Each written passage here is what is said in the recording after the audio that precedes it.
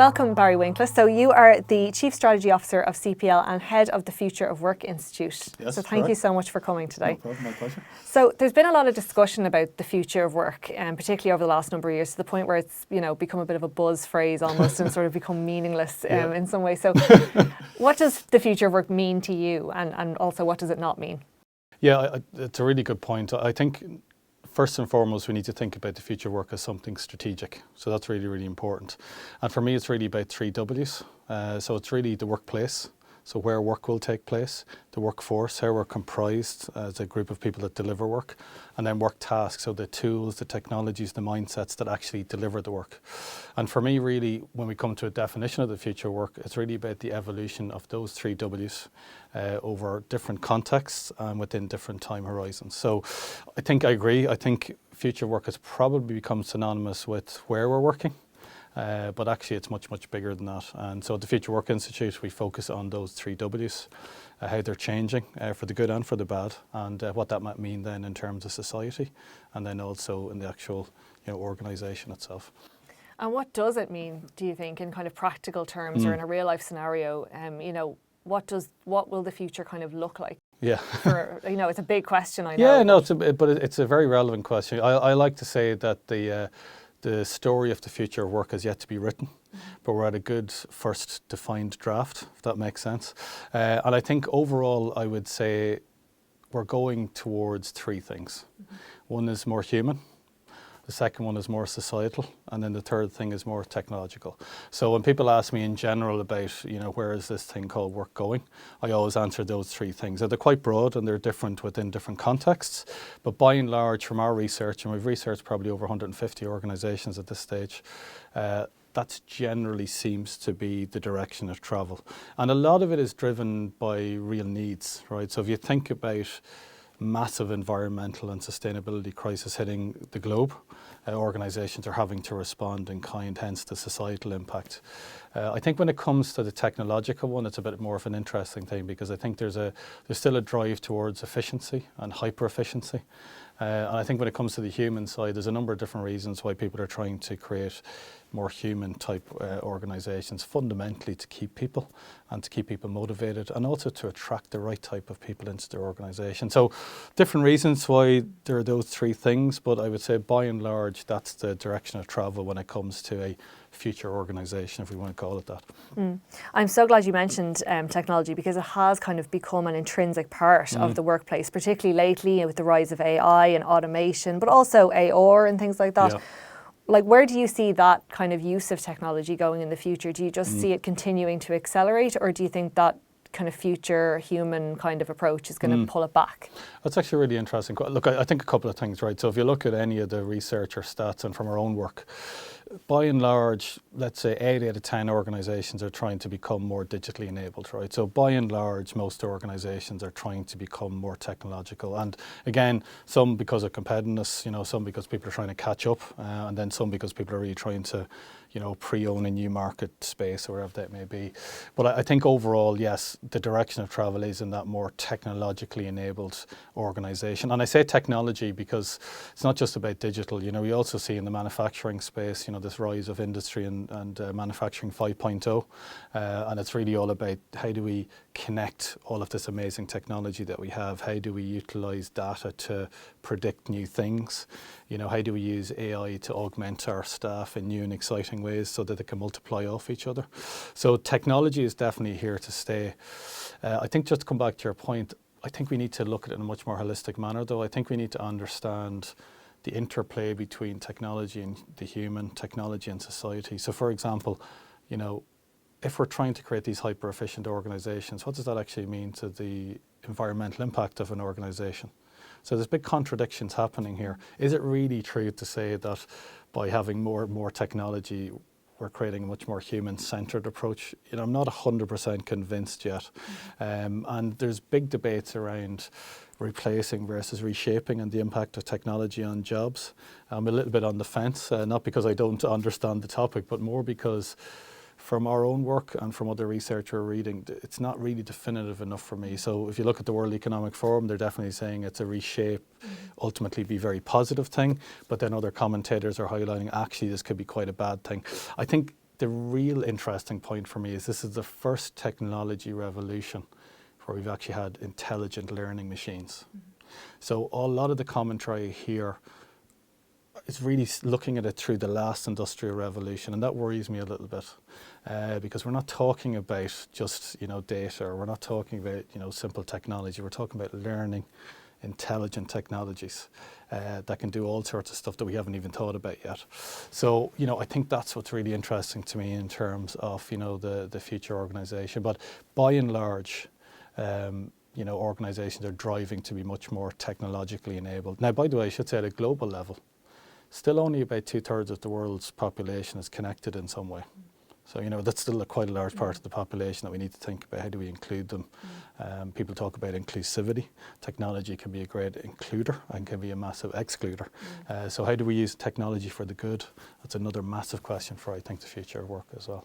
Yeah, and it's interesting because often when these kind of discussions happen, and it's kind of quite a nebulous conversation that happens, not only is it only talking about those who are technologically connected, as you said, but it often centres around knowledge workers, people who are at computers, who are at desks, people who are remote working. Absolutely. And it often doesn't take in, the deskless workforce as well. And you mentioned the manufacturing. So do you see that changing, or do you think that's still a barrier to that conversation? That's a good question. I mean, I think, look, I'll give you some examples, right? If you look at the meat industry, particularly in the beef industry, you're seeing applications of virtual reality in terms of teaching line workers how to properly cut different meats, of carcasses. Now, that doesn't sound sexy or whatever, but actually when you look at that application and how it minimises waste and improves the overall worker's competency very, very quickly into actually is what a sophisticated craft, which is butchery.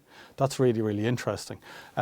So it's not always just about, as you say, the technology leaders. We're also seeing these type of technologies then are being applied to in different areas and different worlds. But I do think, and I think this is really, really important, there is definitely an onus, I would say, on the modern employee. So regardless of the level of job, to be more technologically savvy is the phrase I use. It doesn't mean we have to be technologically skilled at lots of things, but we need to be savvy. We need to switch on to the learning some of those new tools, So, if you feel that you're going to utilise AR or VR in your role, learn about it, understand it, seek out learning, right? Seek out that. If you're somebody working in the, more in the secretarial end, understand AI, understand how it can help with you. Be that person, who understands AI. Be the clerk who understands AI more than anybody else. There's a really good, funny kind of a story that I think is a really good one to think about when it comes to technology and technology skills. It's where two guys, they're out in the savannah and they see a hungry tiger on the horizon, and one of the guys starts putting on his runners. He says, "It's the tiger. You're not going to outrun the tiger." I said, "No, but I'm going to outrun you." So I think it's exactly the same when it comes. I know that sounds very Machiavellian, but I think there's an onus now on us as individuals to be technologically savvy in your own role and my own role, really understanding it. I actually did a bit of a straw poll recently where I asked people, about 200 people, so look, how many of you have actually tried some of this ChatGPT that everybody's talking about? And 20% put their hands up. That to me is strange, right? That's like saying, only 20% of the audience have used, Microsoft Word, for example, right? That's kind of what I think is really, really interesting for me. But it will have an impact on routine type roles, and it will also open up opportunities for new types of roles that we haven't had before. Will it create more or destruct more jobs? I'm not so sure yet. I think we assume we know a lot about this next revolution.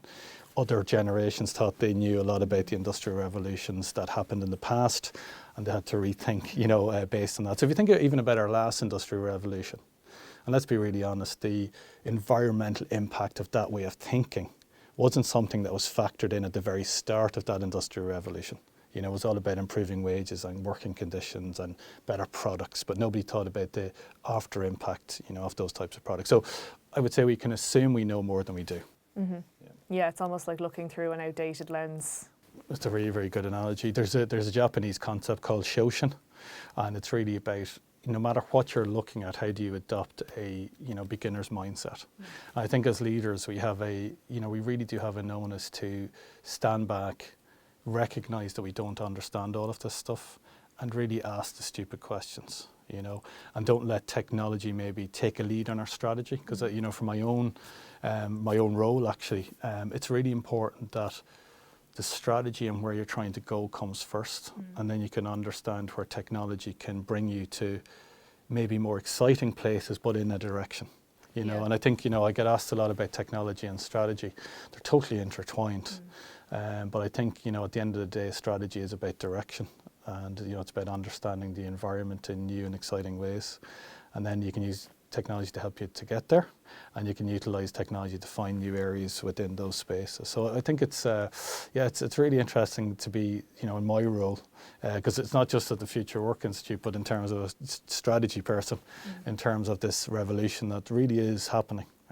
You know, and it's happening subtly, but it's happening. You know?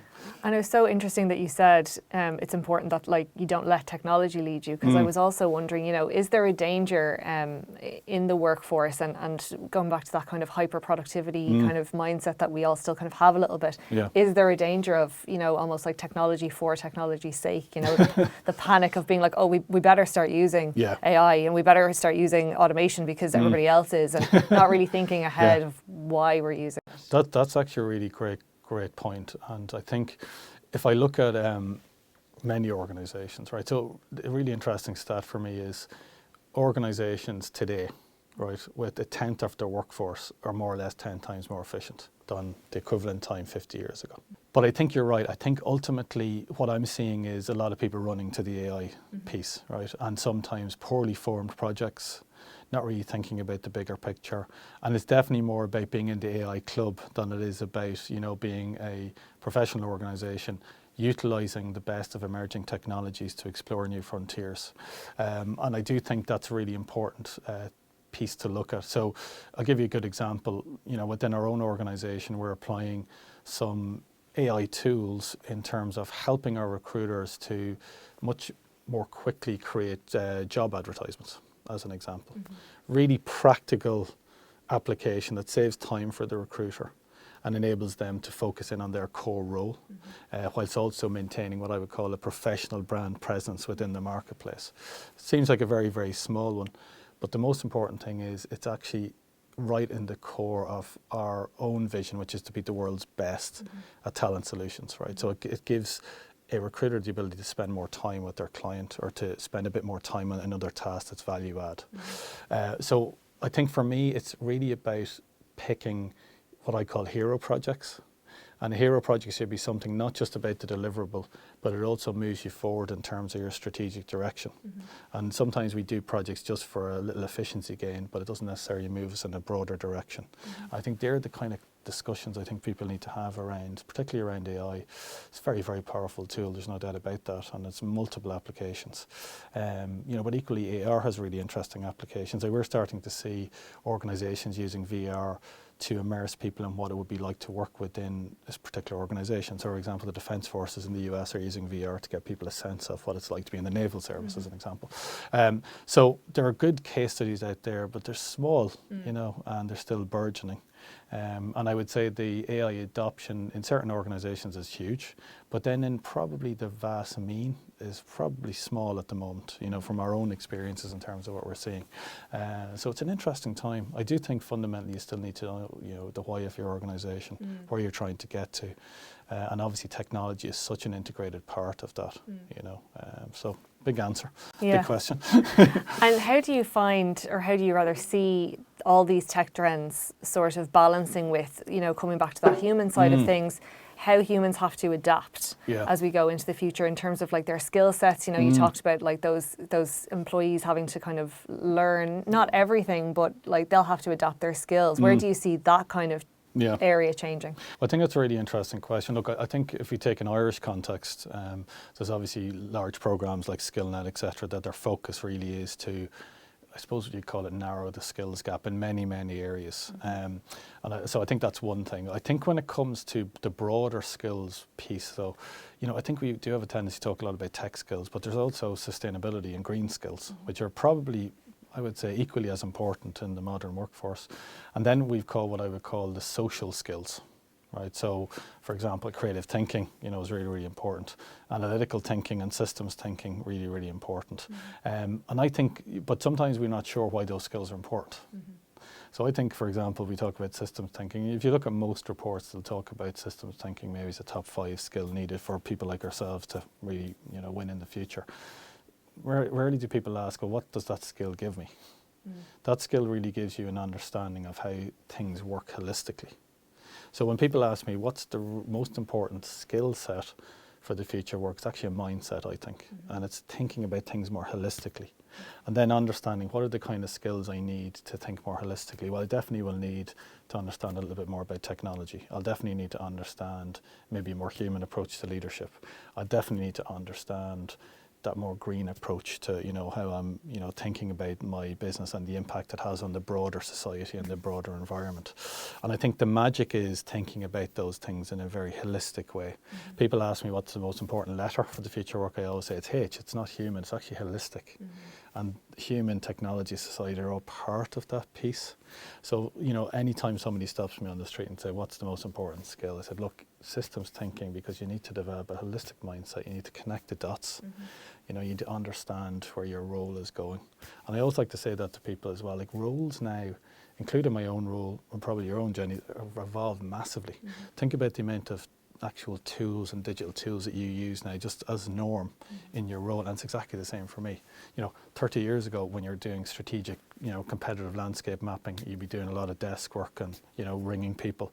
Now there's tons of platforms that can draw information, but pull in big data, find new trends.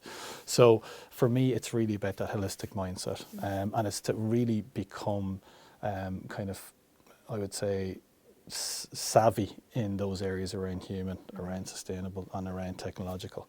And even within technology, it's such a broad sweep. So pick the areas that you really want to, that you have a bit of a passion for. I personally have a big passion in immersive technologies. You mentioned AR and VR.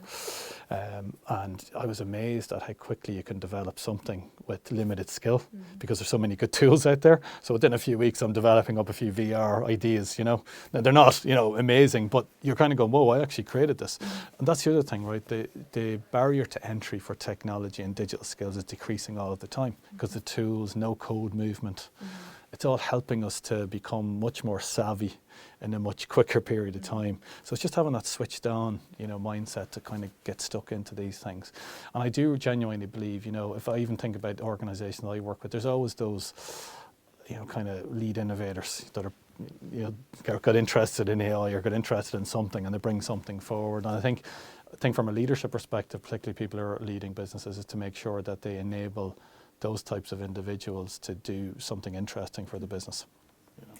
And looking ahead to that kind of future of workforce sort of thing, what challenges are you kind of concerned about, and particularly, I suppose, maybe are there challenges that you see that we're not looking at properly or that we should be addressing that we're kind of like ignoring? Ignoring foot under the table. Well, I think there's a number, like obviously, the obvious one obviously is the sustainability piece, right? I mean, we are genuinely facing an environmental catastrophe, really, let's be honest. And I think particularly organisations do have an onus to be better than society, if that makes sense, in trying to drive the change. So I think we can't move away from that space, and being able to think in a more circular fashion, being able to understand the broader impact of the work that we do is really, really going to be one of the biggest challenges that we have as organisations.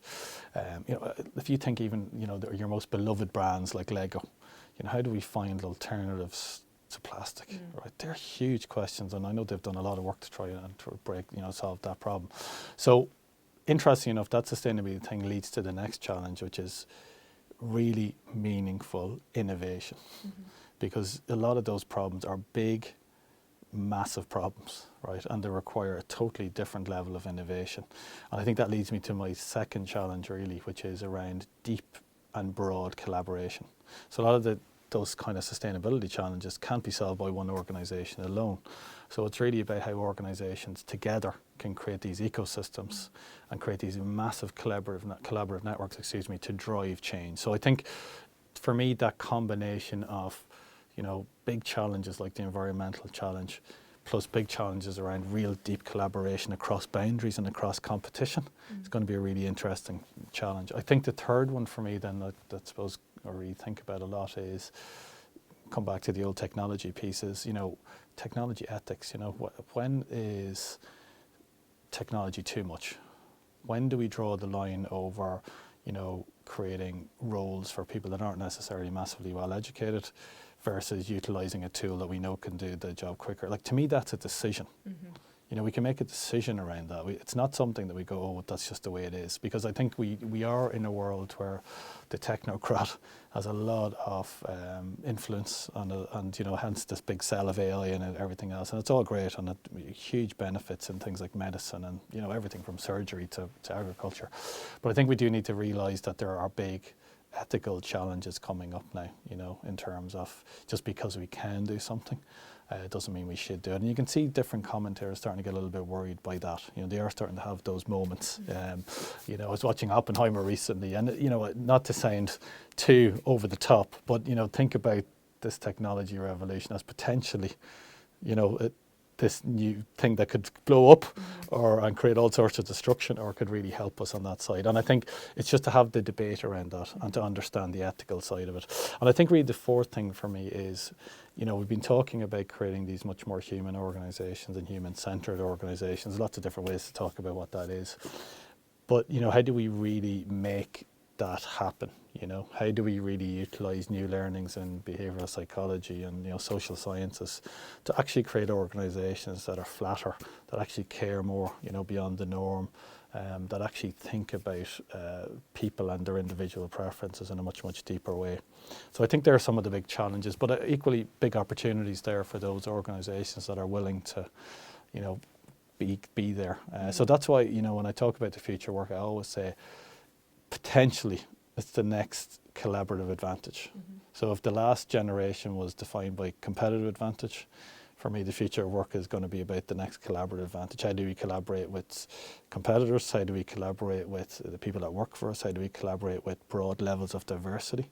How do we harness that diversity in project, not just saying we have it? How do we harness it to create newer solutions? And how do we collaborate with society at large, you know, to make things better? That for me is going to be the biggest challenge of all. Yeah, and do you think that there's that resistance is still there, that, you know, companies and organisations in general are still kind of falling into that, you know, their why is efficiency, productivity, output and competition as well, sort of like keeping the gates up. Do you think that's still, like, there's still resistance to change there? Yeah, and I'll tell you why, because it's not the or, it's the and. So leaders are genuinely struggling with, we have to be hyper efficient and we have to be very, you know, socially responsible, right? We have to be highly competitive and highly collaborative, right? So always what you find is in big changes comes new contradictions, you know, new kind of opposites. And I think that's going to be the biggest piece that we need to really think about. How can we enable our leaders to deal with sometimes contradictory asks? Yeah. Really interesting. But, you know, it genuinely is an honest, you know, perspective. And it is going to be the and. You know, how can we be efficient and this? How can we be this and that? How can we be really technological and human? You know, they're big questions. And I think, you know, people ask me about how do you start thinking like that? Well, I said you need to come back to what I mentioned before, is you need to think like a designer. You need to think like, you know, I always say leaders first and foremost are designers. They're designers of culture, they're designers of structure, they're designers of strategy. And really to take that, you know, beginner's mindset, understand that it might need redesigning and understand that some of the challenges that are going to come up are not the same as you had before, and to really tap into that broader ecosystem to help, you know, solve those challenges. But I think there is a big opportunity for the future of work. I mean, overall, I'm an optimist, I would say, but I'm only an optimist if I recognise that we're asking the right questions and recognising that we don't know everything. And then looking like 5 or 10 years down the road, you know, it's hard to make, you know, real predictions about things like that. But how do you see the work environments of the future being different to the ones we have now? Yeah, that's a really good question. Well, I think I use this phrase metaworking actually for anybody who's read any of my articles, and what I mean by metaworking is we still have this view of, you know, I work there and then I work here, whereas actually in the next 5 to 10 years it's going to be more around that seamless use of appropriate technologies and locations depending on the kind of work that you want to achieve. And what I mean by that is, You know, sometimes it makes sense to be in a physical environment to do something. Other times it makes sense to be in a virtual environment. You know, you might be using your new Apple Vision or whatever the hell you want to use. And then sometimes it makes more sense to be doing platform work or, you know, something online. And if you really think about it at the moment, if you think about your own working environment, I know my working environment is like this. You know, I might be learning a new skill purely virtually on a platform, right? And there's been huge advances in learning, you know, learning platforms and methods, you know, more immersive action-based learning. And then sometimes it makes sense to, you know, be in a physical environment. So I think when you ask me about the next 5, 10 years, which we actually did work with a number of organizations on this question, that whole idea of seamless working environments and multiplying working environments is really, really important. So you can do so many different things when you're online with a group of people versus physically, and it's about, you'll see more of that appropriate use of space for the type of task that's out there. So it's not meta working, you know, catchphrase, but I think it's an important one. I think secondly, we're going to see more of a drive towards that human type leadership. So if you think about it at the moment, we're talking a lot about wellness and more wellness within the working environment. And I'm really interested in this more wellness-centred approach to leadership. We've done significant research in this space where we've identified 8 areas that you can focus on to create this much more wellness-centred team environment. So I think that idea of, I mentioned the holistic earlier on, but that more holistic approach to leadership, more wellness-centred approach to leadership, we're already seeing elements of it coming in, but we're going to see more and more of that, you know, as we go on. I think on the third side of things, then we're definitely going to see what I would call a much more different approach to this thing called the workforce.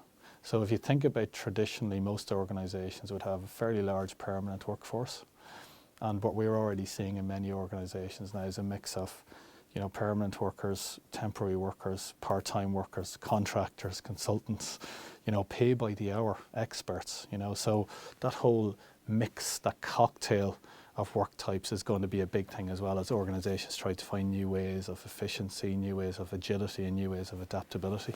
And obviously then, just to come back to the last bit, we are going to see a continued increase in use of technology. So I think by 10 years time, not 5 years, but 10 years time, you know, we will see more pervasive use of AI in terms of multiplying you know, workers' skill sets. It will reshape some of the roles. We're already seeing new roles we haven't seen before, but we're definitely going to see that tighter integration, I would say, of intelligent technologies and the worker.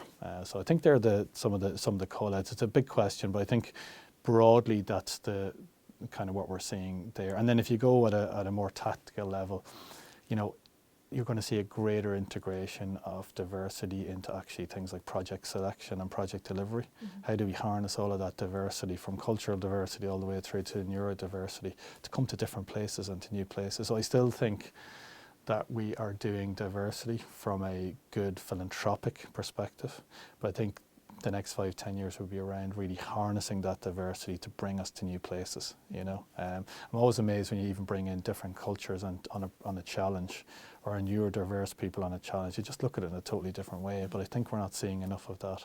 And I think when you think about most innovation comes from, you know, either a different domain knowledge or a different perspective, that to me is a massive opportunity. You're going to see more and more of that. Great. Well, thank you so much for talking to me today, Barry. My pleasure, Jenny. Thank you very much. Thank you.